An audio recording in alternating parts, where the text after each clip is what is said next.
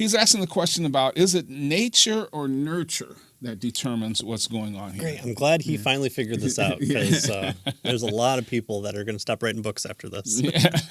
So he says, neither moral nor prudential oughts are categorical. That's what he's been arguing. Right. By categorical, he means, that they are absolutely true. You should or ought to do this, period, right?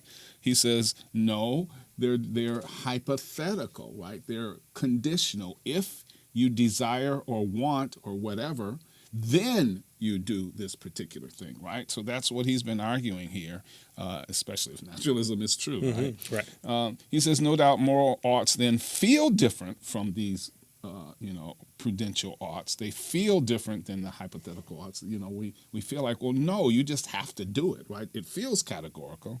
But he says it's not obvious that there's anything objective beyond the feelings themselves, right? And this is kind of what Hume was arguing, right? It's our feelings are the only thing that we have, right? Yeah, and we can measure them, and there's issues with that, and we've covered that before. Right. Or at least if naturalism is true, right? If naturalism is true. That's the big caveat here. Yeah, Yes. right?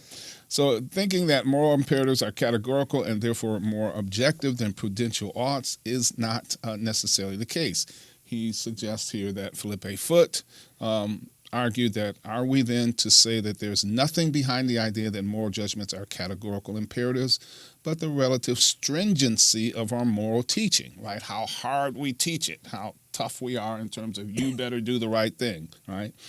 He says it would seem, according to her, that there seems to be little behind the sentiments conditioned by our ethical upbringing, right? In other words, it's the social, it's the nurturing that allows for us to have these moral sentiments, right? Yeah, you're going through life and you're looking at some teenage kids and you see their behavior and you go, man, that parent should have spanked those kids way more than, because you're measuring their moral upbringing by what you in that society believe that they should be doing. Right. And so moral upbringing and societal pressure then are crucial to forming our moral sentiments. That's the nature or nurture part of it.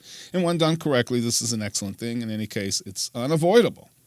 But morality is more, he thinks, than just nurture. Nature plays a role too. All right. Many theists will think that God has designed us with a moral faculty that produces strong moral sentiments. Other people will think, no, it's evolution that did it. Right. So we have God or evolution. Right. He says, in his view, the moral imperatives are conditional is essentially in agreement with Mackey, which is that moral ought does not have any essential different meaning or sense from other oughts. Right. An ought is an ought is an ought, he's suggesting, so far as ethics is concerned. So Mackey says, my thesis is there are no objective values. There are no objective values. It's specifically the denial that any such categorical imperative element is objectively valid. So there is no categorical, there is no absolute, is what Mackey is trying to argue here. And he says he mentions Mackey because he's famous for being one of the few atheists who is also a moral skeptic or nihilist. Hey, right? He's a sober skeptic. He's taking his skepticism seriously. That's right. That's right. Right.